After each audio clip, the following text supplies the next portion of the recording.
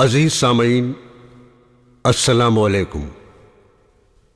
پیش ہے دین کے 3 اہم اصول۔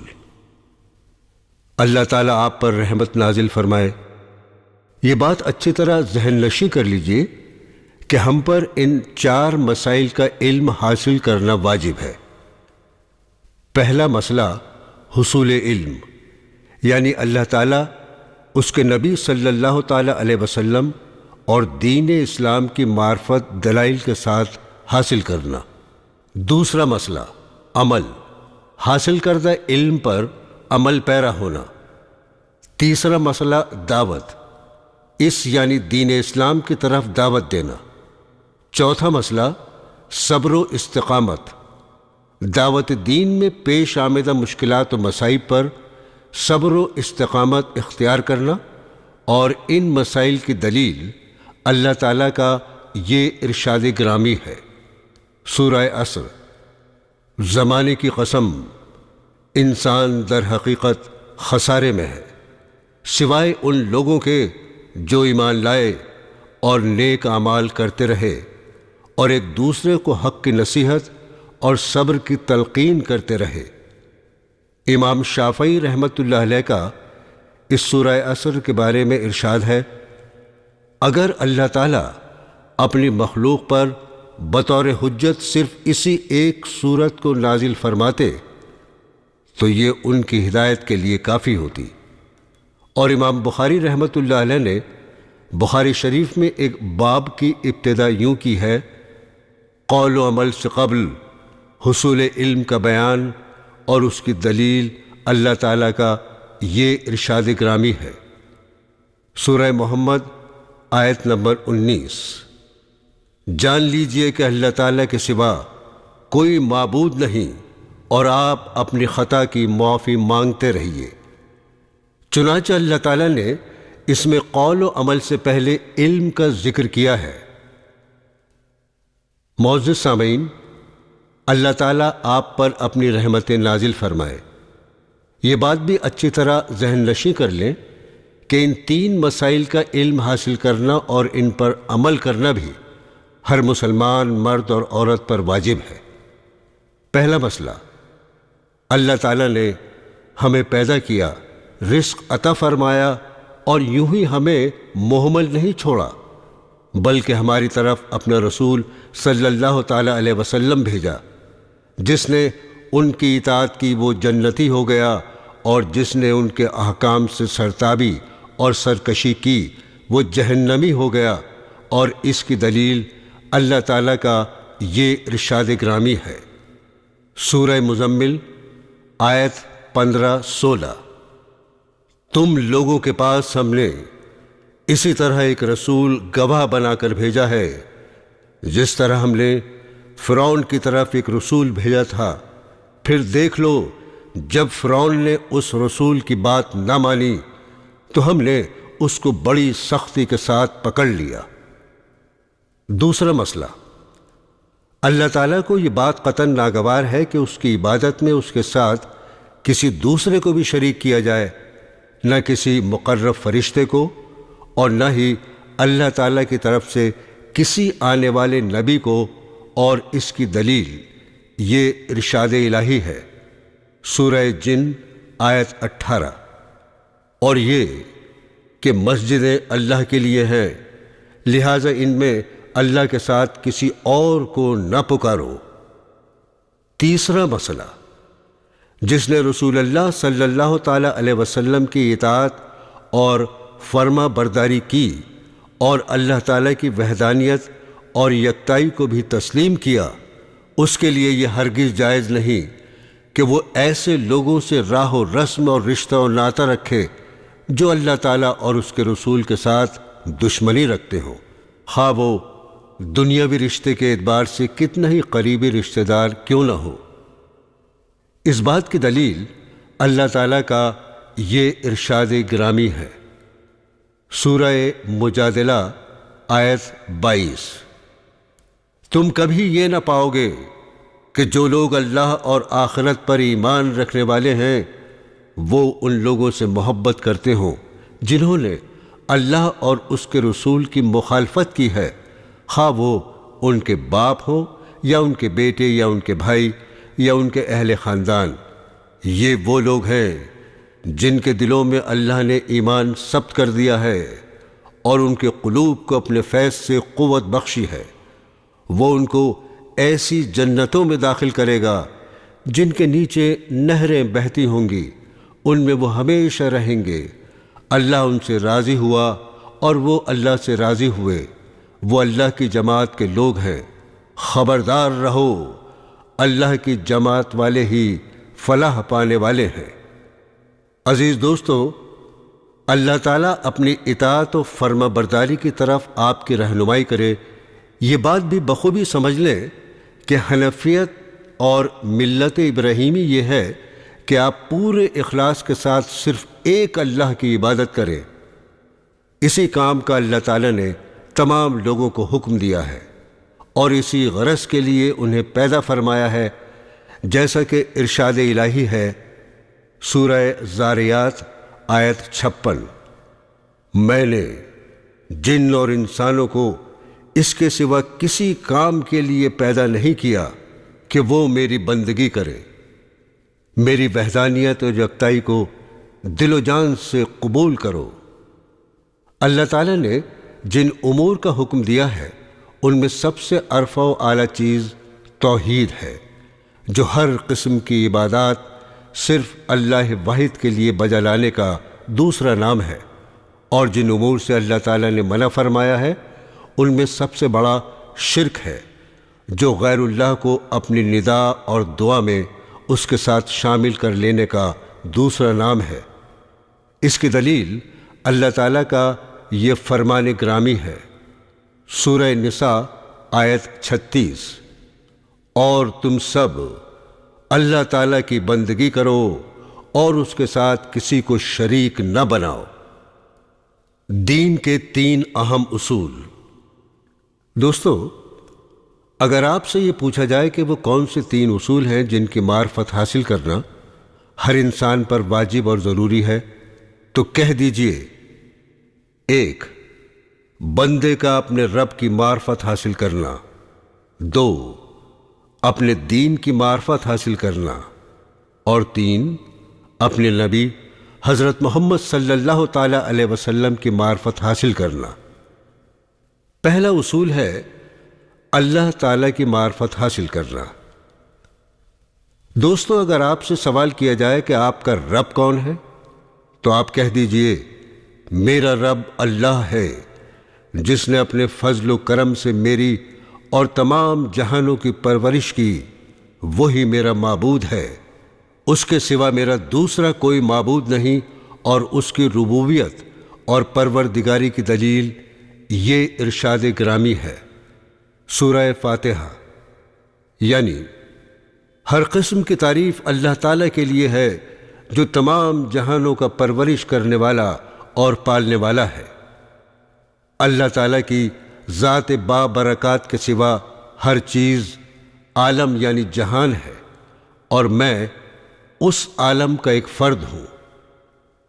اگر آپ سے یہ سوال کیا جائے کہ آپ نے اپنے رب کو کس چیز کے ذریعے پہچانا، تو کہہ دیجئے اس کی آیات یعنی نشانیوں اور مخلوقات کے ذریعے سے پہچانا، اور اس کی نشانیوں میں سے رات دن سورج اور چاند کا وجود ہے، اور اس کی مخلوقات میں سے 7 زمینیں اور 7 آسمان ہے، اور جو کچھ ان سب کے اندر اور ان کے مابین ہے۔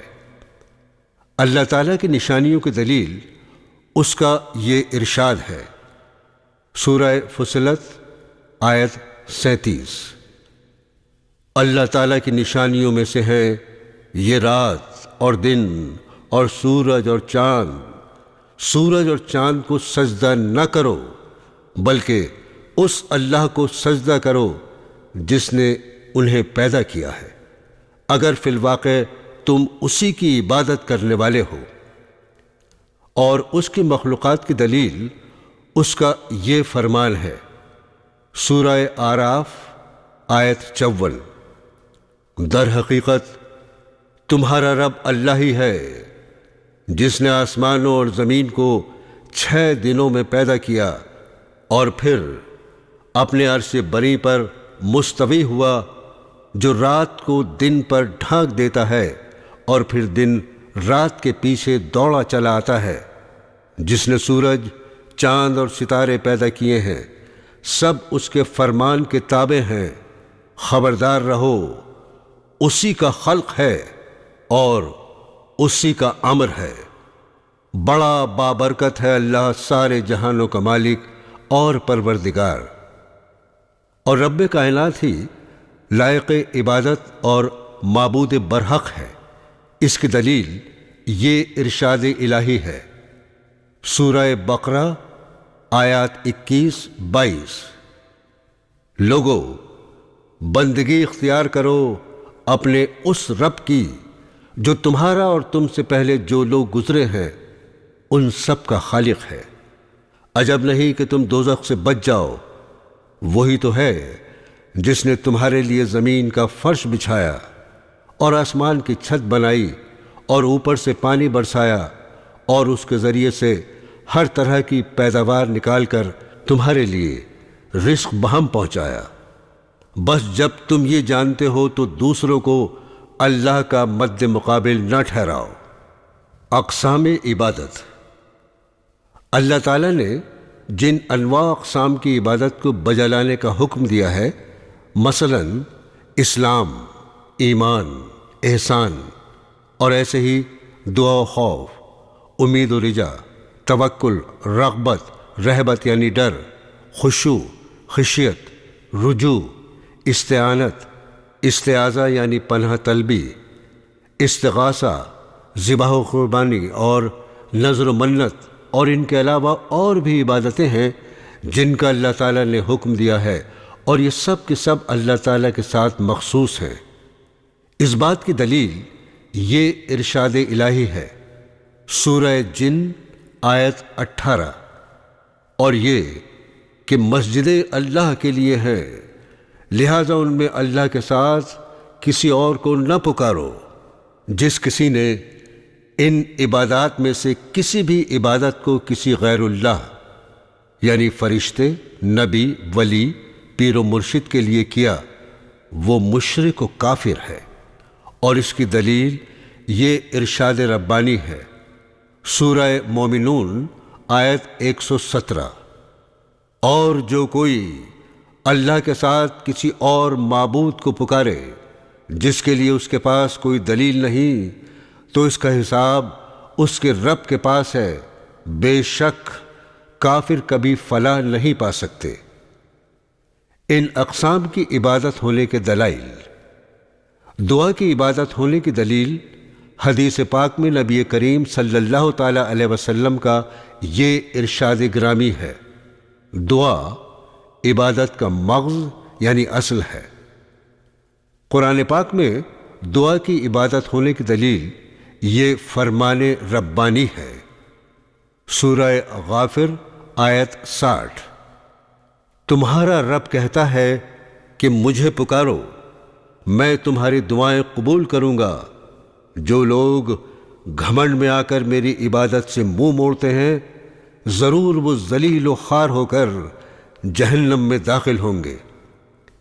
خوف کے عبادت ہونے کی دلیل یہ ارشاد الہی ہے، سورہ آل عمران آیت 175۔ پس تم انسانوں سے نہ ڈرنا بلکہ مجھ سے ڈرنا، اگر تم حقیقت میں صاحب ایمان ہو۔ امید و رجا کی عبادت ہونے کی دلیل یہ آیت قرآنی ہے، سورہ کہف آیت 110۔ پس جو کوئی اپنے رب کی ملاقات کا امیدوار ہو، اسے چاہیے کہ نیک عمل کرے اور بندگی میں اپنے رب کے ساتھ کسی اور کو شریک نہ کرے۔ توکل کے عبادت الہی ہونے کی دلیل یہ فرمان الہی ہے، سورہ مائدہ آیت 23۔ اور اللہ پر بھروسہ یعنی توکل رکھو اگر تم مومن ہو۔ قرآن پاک کے دوسرے ایک مقام پر یوں ارشاد ہے، سورہ طلاق آیت 3، اور جو اللہ پر بھروسہ کرے تو اللہ اس کے لیے کافی ہے۔ رغبت اور رہبت اور خشوع کے عبادت ہونے کی دلیل یہ فرمان باری تعالیٰ ہے۔ سورہ انبیاء آیت 90۔ یہ لوگ نیکی کے کاموں میں دوڑ دھوپ کرتے ہیں اور ہمیں رغبت اور خوف کے ساتھ پکارتے ہیں اور ہمارے آگے جھکے ہوئے ہیں۔ خشیت کے عبادت ہونے کی دلیل یہ ارشاد ربانی ہے۔ سورہ بقرہ آیت 150۔ تم ان ظالموں سے نہ ڈرو بلکہ مجھ سے ڈرو۔ انابت اور رجوع کی عبادت ہونے کی دلیل یہ آیت ہے۔ سورہ زمر آیت 54۔ اور پلٹ آؤ اپنے رب کی طرف اور مطیع بن جاؤ اس کے۔ استعانت کے عبادت ہونے کی دلیل یہ ارشاد الہی ہے۔ سورہ فاتحہ آیت 5۔ ہم تیری ہی عبادت کرتے ہیں اور تجھ ہی سے مدد مانگتے ہیں۔ حدیث شریف میں استعانت کے عبادت ہونے کے متعلق یہ ارشاد صلی اللہ تعالی علیہ وسلم ایک بین دلیل ہے۔ جب تم مدد طلب کرو تو اللہ تعالیٰ سے طلب کرو۔ استعاذہ یعنی پناہ طلبی کی عبادت ہونے کی دلیل یہ آیت قرآنی ہے۔ سورہ ناس آیت 1-2۔ کہو میں پناہ مانگتا ہوں انسانوں کے رب، انسانوں کے بادشاہ اللہ کی۔ استغاثہ کے عبادت ہونے کی دلیل یہ فرمان ربانی ہے۔ سورہ انفال آیت 9۔ اس وقت کو یاد کرو جب تم اپنے رب سے فریاد کر رہے تھے تو اس نے تمہاری فریاد سن لی۔ ذبح و قربانی کے عبادت ہونے کی دلیل یہ آیت قرآنی ہے۔ سورہ انعام آیات 162-163۔ کہو میری نماز، میرے تمام مراسم عبودیت یعنی قربانی، میرا جینا اور میرا مرنا سب کچھ اللہ رب العالمین کے لیے ہے جس کا کوئی شریک نہیں، اور اسی کا مجھے حکم دیا گیا ہے، اور سب سے پہلے سر اطاعت جھکانے والا میں ہوں۔ حدیث پاک میں اس کی دلیل یہ ارشاد رسالت مآب صلی اللہ تعالی علیہ وسلم ہے۔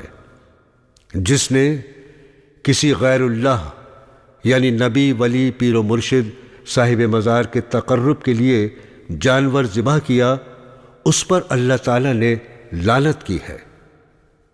نظر کے عبادت الہی ہونے کی دلیل یہ ارشاد ربانی ہے۔ سورہ انسان آیت 7۔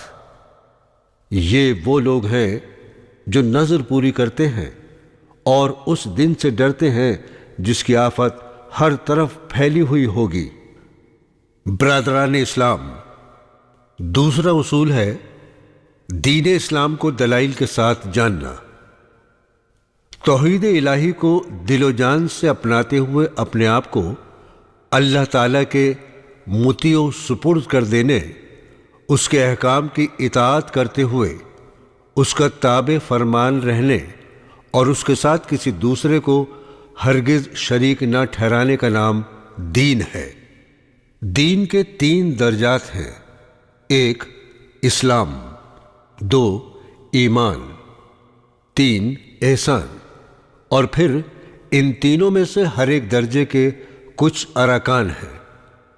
پہلا درجہ ہے اسلام اور اس کے 5 ارکان۔ اس بات کی شہادت دینا کہ اللہ تعالیٰ کے سوا کوئی معبود برحق نہیں اور حضرت محمد صلی اللہ تعالیٰ علیہ وسلم اللہ کے سچے رسول ہیں۔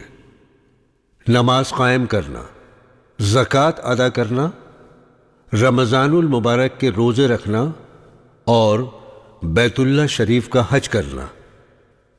دلائل ارکان اسلام: شہادت توحید۔ شہادت توحید یعنی اللہ تعالیٰ کے معبود وحدہ لا شریک ہونے کی دلیل یہ ارشاد الہی ہے۔ سورہ آل عمران آیت 18۔ اللہ نے خود شہادت دی ہے کہ اس کے سوا کوئی لائق عبادت نہیں، اور یہی شہادت سب فرشتوں اور سب اہل علم نے بھی دی ہے۔ وہ انصاف پر قائم ہے، اس زبردست حکیم کے سوا فی الواقع کوئی لائق عبادت نہیں۔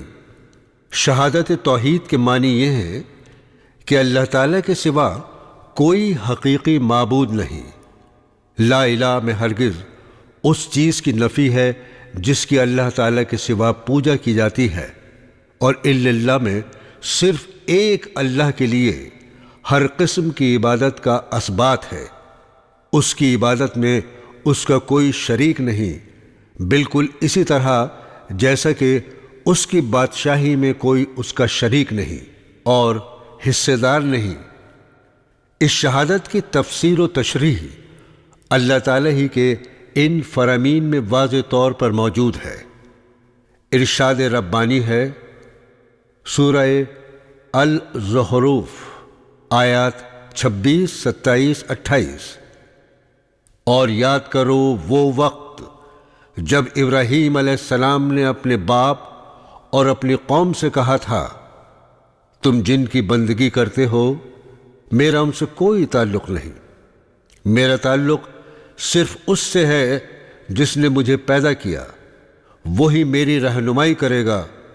اور ابراہیم یہی کلمہ اپنے پیچھے اپنی اولاد میں چھوڑ گئے تاکہ وہ اس کی طرف رجوع کریں۔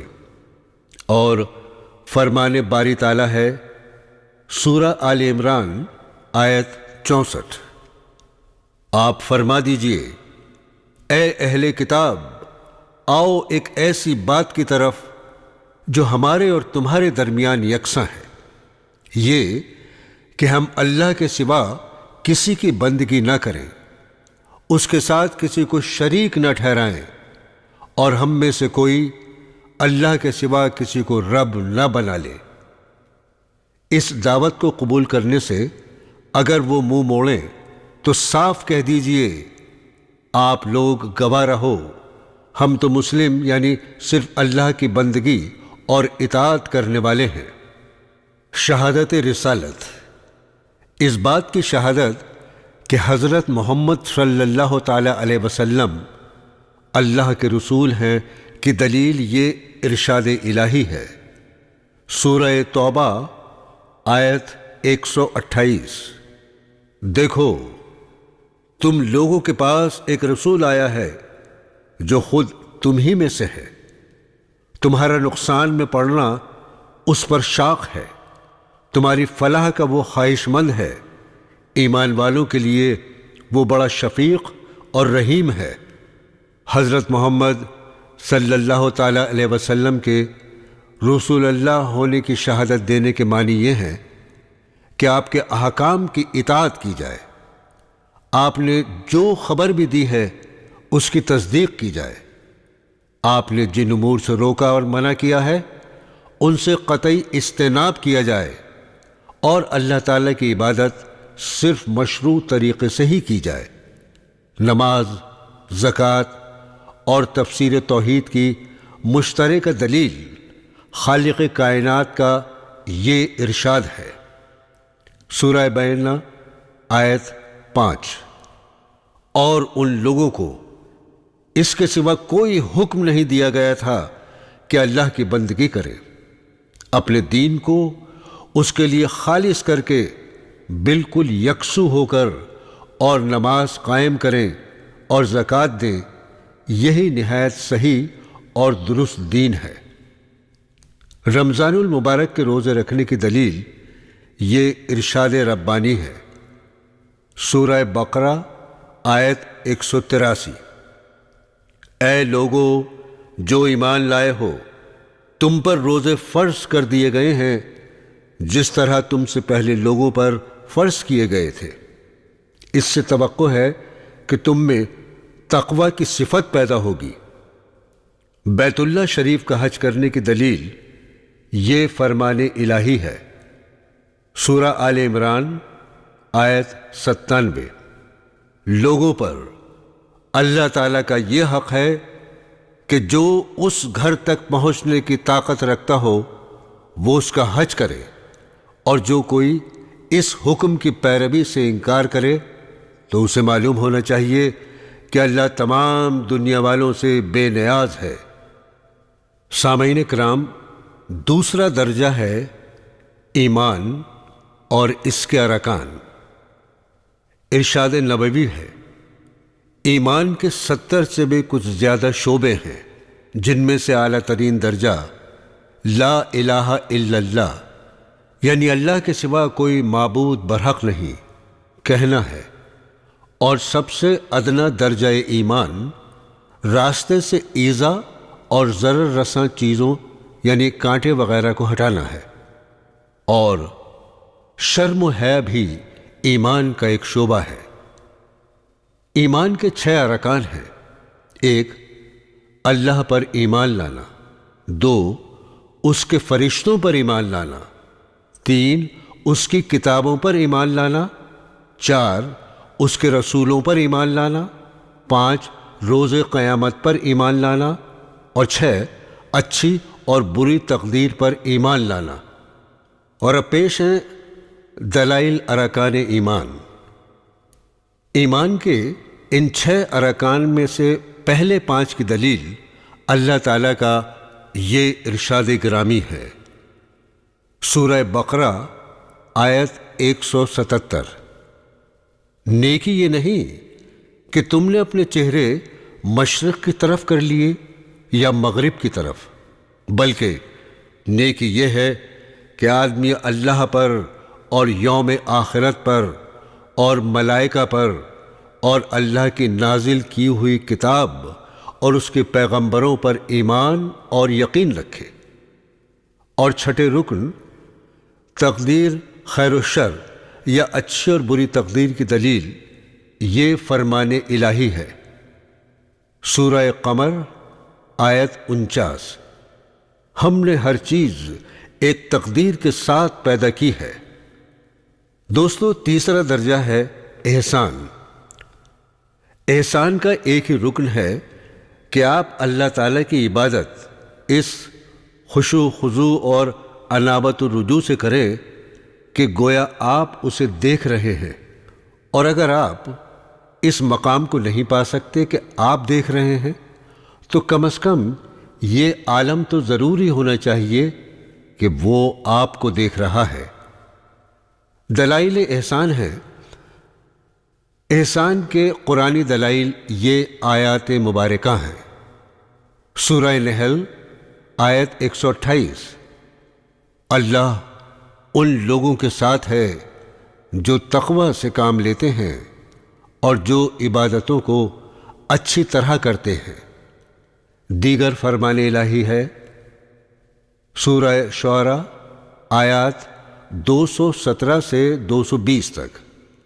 اور اس زبردست اور رحیم پر توکل رکھیے جو آپ کو اس وقت دیکھ رہا ہوتا ہے جب آپ اٹھتے ہیں، اور سجدہ گزار لوگوں میں آپ کی نقل و حرکت پر نگاہ رکھتا ہے۔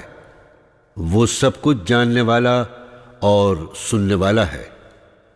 مزید ارشاد ربانی ہے۔ سورہ یونس آیت 61۔ اے نبی صلی اللہ تعالیٰ علیہ وسلم، آپ جس حال میں بھی ہوتے ہوں اور قرآن میں سے جو کچھ بھی سناتے ہوں، اور لوگوں تم بھی جو کچھ کرتے ہو، اس سب کے دوران میں ہم تم کو دیکھتے رہتے ہیں۔ اور دین کے ان 3 درجات پر سنت سے دلیل نبی کریم صلی اللہ تعالیٰ علیہ وسلم کی یہ مشہور حدیث ہے جو حدیث جبرائیل علیہ السلام کے نام سے معروف ہے، جس کا ترجمہ ہے۔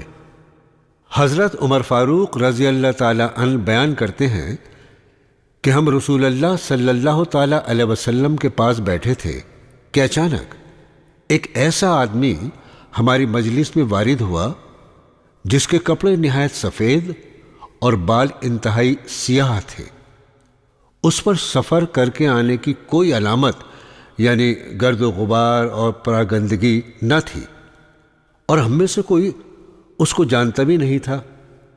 وہ نبی اکرم صلی اللہ تعالیٰ علیہ وسلم کے سامنے آپ کے گھٹنوں سے گھٹنے ملا کر اور اپنے ہاتھ اپنی رانوں پر رکھ کر دو زانو ہو کر باادب طریقے سے بیٹھ گیا، اور اس نے کہا: اے محمد صلی اللہ تعالیٰ علیہ وسلم، مجھے بتائیے اسلام کیا ہے؟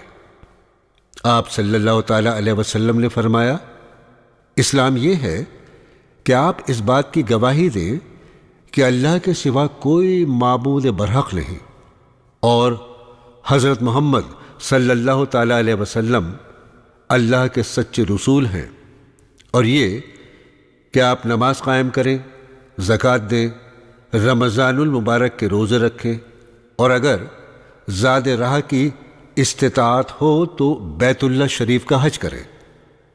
اس نووارد نے کہا: آپ صلی اللہ تعالیٰ علیہ وسلم نے سچ فرمایا ہے۔ ہم اس کی اس بات پر متعجب ہوئے کہ پہلے تو آپ صلی اللہ تعالیٰ علیہ وسلم سے سوال کرتا ہے، پھر خود ہی تصدیق بھی کر رہا ہے۔ اس کے بعد اس نے کہا: مجھے بتائیے کہ ایمان کیا ہے؟ آپ صلی اللہ تعالیٰ علیہ وسلم نے فرمایا: ایمان یہ ہے کہ آپ اللہ تعالیٰ، اس کے فرشتوں، اس کی کتابوں، اس کے رسولوں، روز قیامت اور تقدیر خیر و شر پر مکمل ایمان رکھیں۔ تب اس نے کہا: مجھے بتائیں کہ احسان کیا ہے؟ آپ صلی اللہ تعالیٰ علیہ وسلم نے ارشاد فرمایا: احسان یہ ہے کہ آپ اللہ تعالیٰ کی عبادت اس خشوع و خضوع اور انابت و رجوع سے کریں کہ گویا آپ اسے بچشم خود دیکھ رہے ہیں، اور اگر آپ اس رتبہ بلند کو نہیں پا سکتے تو کم از کم یہ عالم تو ضروری ہونا چاہیے کہ وہ آپ کو دیکھ رہا ہے۔ تو اس نے کہا: مجھے آپ صلی اللہ تعالیٰ علیہ وسلم یہ بتائیں کہ قیامت کب آنے والی ہے؟ آپ صلی اللہ تعالیٰ علیہ وسلم نے فرمایا: جس سے سوال کیا جا رہا ہے وہ وقوع قیامت کے بارے میں سوال کرنے والے سے زیادہ نہیں جانتا۔ تو اس نے کہا: علامات قیامت ہی بتا دیں۔ آپ صلی اللہ تعالیٰ علیہ وسلم نے فرمایا: لونڈی اپنے آقا کو جنم دے گی، اور آپ دیکھیں گے کہ ننگے پاؤں، ننگے بدن، بھیڑ بکریاں چراتے پھرنے والے لوگ بڑی بڑی عمارتیں بنانے میں فخر محسوس کریں گے۔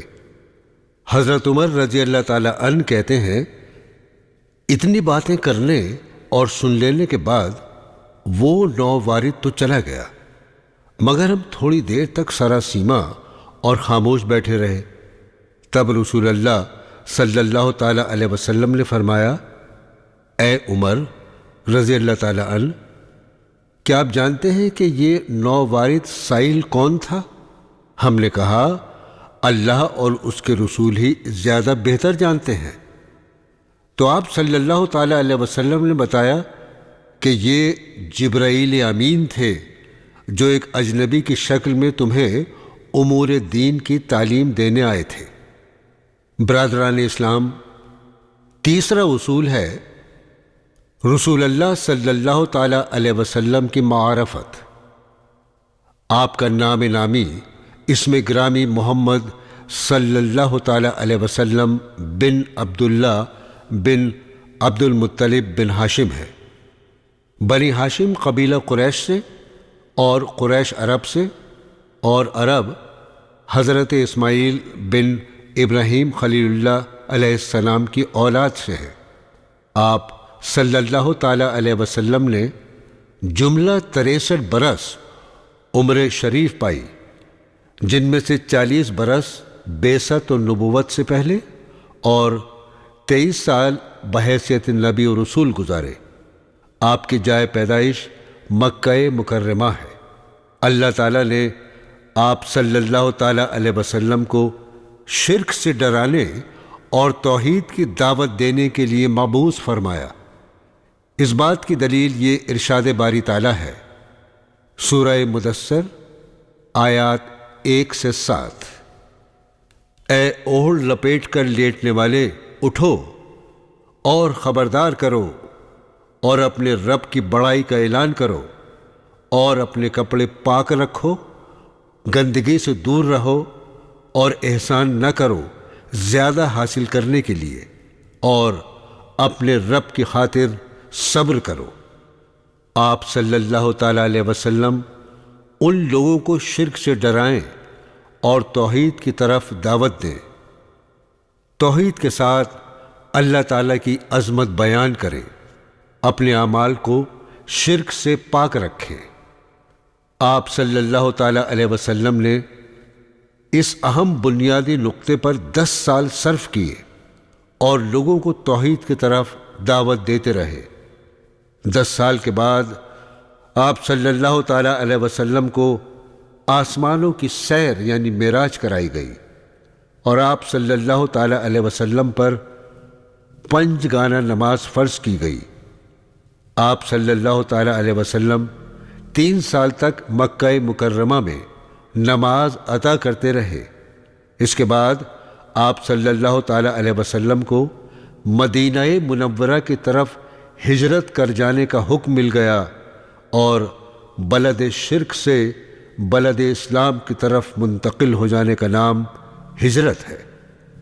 اور یہ بلد شرک سے بلد اسلام کی طرف ہجرت اور نقل مکانی کرنا اس امت محمدیہ پر فرض ہے، اور یہ فریضہ قیامت تک باقی ہے۔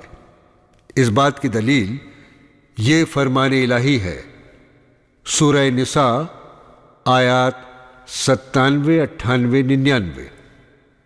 جو لوگ اپنے نفس پر ظلم کر رہے تھے ان کی روحیں جب فرشتوں نے قبض کی تو ان سے پوچھا کہ یہ تم کس حال میں مبتلا تھے؟ انہوں نے جواب دیا کہ ہم زمین میں کمزور اور مجبور تھے۔ فرشتوں نے کہا، کیا اللہ تعالیٰ کی زمین وسیع نہ تھی کہ تم اس میں ہجرت کرتے؟ یہ وہ لوگ ہیں جن کا ٹھکانہ جہنم ہے، اور وہ بڑا ہی برا ٹھکانہ ہے۔ ہاں، جو مرد، عورتیں اور بچے واقعی بے بس ہیں اور نکلنے کا کوئی راستہ اور ذریعہ نہیں پاتے، بعید نہیں کہ اللہ تعالیٰ انہیں معاف کر دے۔ اللہ بڑا معاف کرنے والا اور درگزر فرمانے والا ہے۔ دیگر ارشاد باری تعالیٰ ہے، سورہ عنکبوت آیت 56۔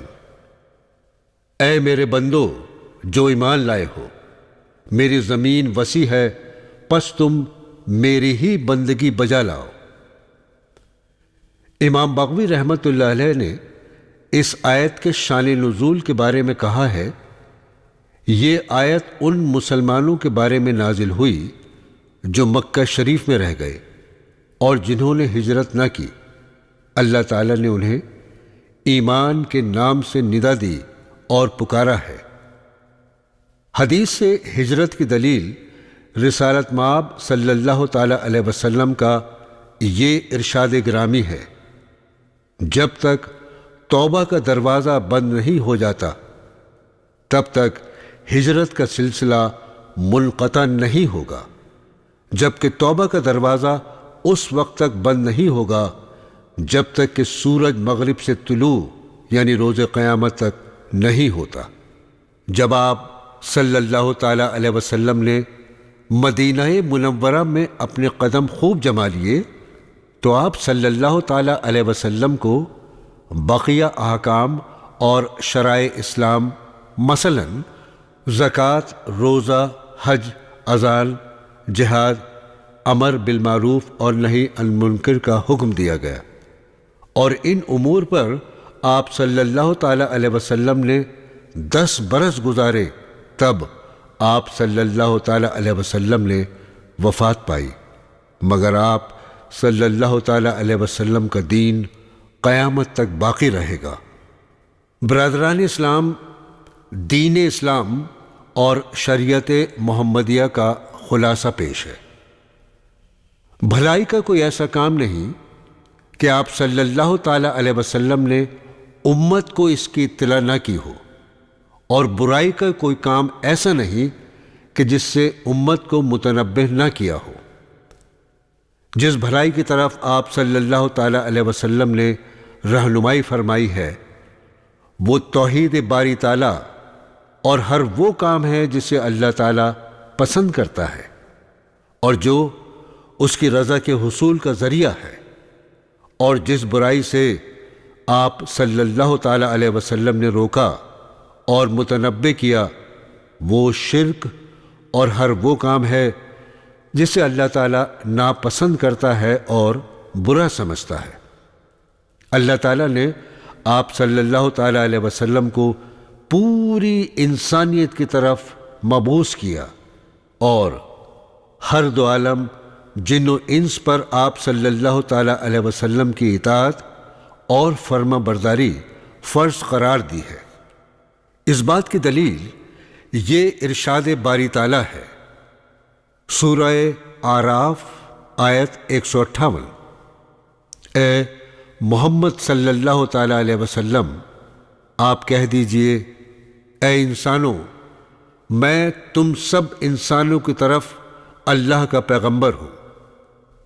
اللہ تعالیٰ نے آپ صلی اللہ تعالیٰ علیہ وسلم پر دین اسلام کی تکمیل کی، دین و دنیا کے تمام مسائل کا حل پیش کیا اور اس میں کسی قسم کی کوئی تشنگی اور کمی باقی نہیں چھوڑی، جس کی دلیل یہ فرمان الہی ہے، سورہ مائدہ آیت 3، آج میں نے تمہارے دین کو تمہارے لیے مکمل کر دیا ہے اور اپنی نعمت تم پر تمام کر دی ہے، اور تمہارے لیے اسلام کو تمہارے دین کی حیثیت سے قبول کر لیا ہے۔ آپ صلی اللہ تعالیٰ علیہ وسلم کے اس دنیا سے وفات پا جانے کی دلیل قرآن پاک میں اللہ تعالیٰ کا یہ ارشاد ہے، سورہ الزمر آیات 30-31، اے نبی صلی اللہ تعالیٰ علیہ وسلم، آپ کو بھی مرنا ہے اور ان لوگوں کو بھی مرنا ہے، آخر کار قیامت کے روز تم سب اپنے رب کے حضور اپنا اپنا مقدمہ پیش کرو گے۔ تمام لوگ مرنے کے بعد یعنی روز محشر جزا و سزا کے لیے دوبارہ اٹھائے جائیں گے، جس کی دلیل یہ ارشاد الہی ہے، سورہ طٰہٰ آیت 55، اسی زمین سے ہم نے تم کو پیدا کیا ہے اور اسی میں ہم تمہیں واپس لے جائیں گے اور اسی سے تم کو دوبارہ نکالیں گے، اور یہ ارشاد ربانی بھی بعثت بعد الموت کی دلیل ہے، سورہ نوح آیات 17-18، اور اللہ نے تم کو زمین سے خاص طور سے پیدا کیا، پھر وہ تمہیں اسی زمین میں واپس لے جائے گا، اور قیامت کے روز پھر اسی زمین سے تم کو یکایک نکال کھڑا کرے گا۔ دوبارہ اٹھائے جانے کے بعد لوگوں سے حساب کتاب لیا جائے گا اور ان کے اعمال کے مطابق انہیں جزا و سزا دی جائے گی، جس کی دلیل یہ فرمان باری تعالیٰ ہے، سورہ نجم آیت 21، اور زمین اور آسمانوں کی ہر چیز کا مالک اللہ ہی ہے، تاکہ اللہ برائی کرنے والوں کو ان کے عمل کا بدلہ دے اور ان لوگوں کو اچھی جزا سے نوازے جنہوں نے نیک رویہ اختیار کیا ہے۔ جس نے مرنے کے بعد دوبارہ اٹھائے جانے کا انکار کیا وہ کافر ہو گیا، جس کی دلیل یہ ارشاد ربانی ہے، سورہ التغابن آیت 7، کافروں نے بڑے دعوے سے کہا ہے کہ وہ مرنے کے بعد دوبارہ ہرگز نہیں اٹھائے جائیں گے۔ ان سے کہو نہیں، میرے رب کی قسم تم ضرور اٹھائے جاؤ گے، پھر ضرور تمہیں بتایا جائے گا کہ تم نے دنیا میں کیا کچھ کیا ہے، اور ایسا کرنا اللہ کے لیے بہت آسان ہے۔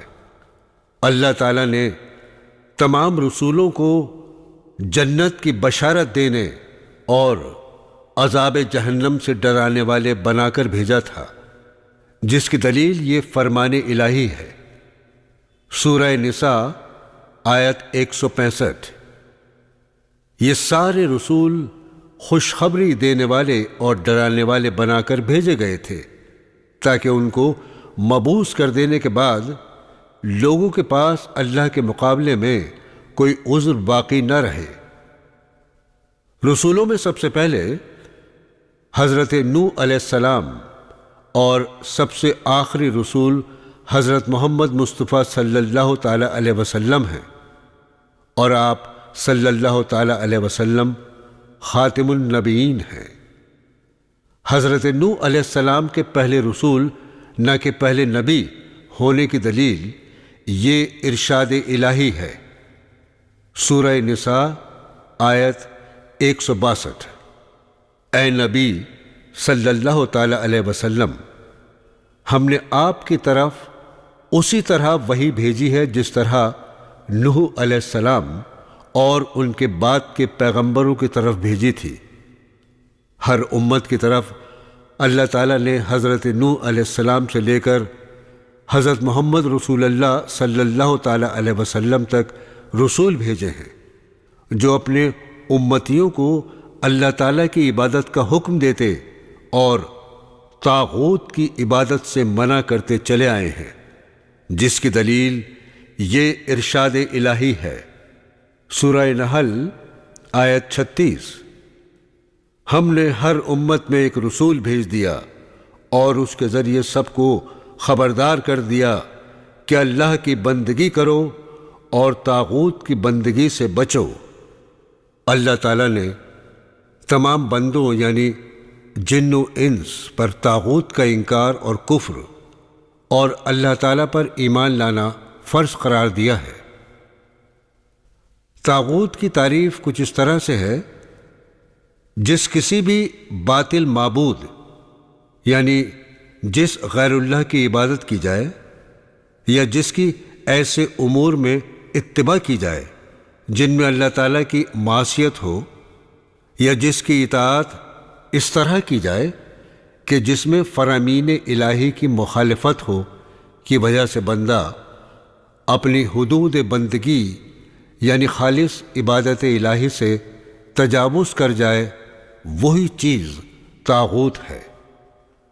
طاغوت تو بے شمار ہیں، مگر ان کے سربر آوردہ 5 ہیں۔ 1 ابلیس اللعین، 2 ایسا شخص جس کی عبادت کی جائے اور وہ اس فعل پر رضامند ہو۔ 3 جو شخص لوگوں کو اپنی عبادت کرنے کی دعوت دیتا ہو۔ 4 جو شخص علم غیب کے جاننے کا دعویٰ کرتا ہو۔ 5 جو شخص اللہ تعالیٰ کی نازل کی ہوئی شریعت کے خلاف فیصلہ کرے۔ اور اس بات کی دلیل یہ ارشاد باری تعالیٰ ہے۔ سورہ بقرہ آیت 256۔ دین کے معاملے میں کوئی زور زبردستی نہیں ہے، کیونکہ ہدایت یقیناً گمراہی سے ممتاز ہو چکی ہے، اور جو کوئی طاغوت کا انکار کر کے اللہ پر ایمان لے آیا، اس نے ایسا مضبوط سہارا تھام لیا جو کبھی ٹوٹنے والا نہیں ہے، اور اللہ سب کچھ سننے والا اور جاننے والا ہے۔ یہی لا الہ الا اللہ یعنی اللہ کے سوا کوئی معبود برحق نہیں کا صحیح مفہوم اور معنی ہے۔ حدیث پاک میں رسالت مآب صلی اللہ تعالی علیہ وسلم کا ارشاد ہے: اس دین کی اصل چیز اسلام ہے، اور اس کا ستون نماز ہے، اور اس کا اعلیٰ ترین مرتبہ اور مقام جہاد فی سبیل اللہ ہے۔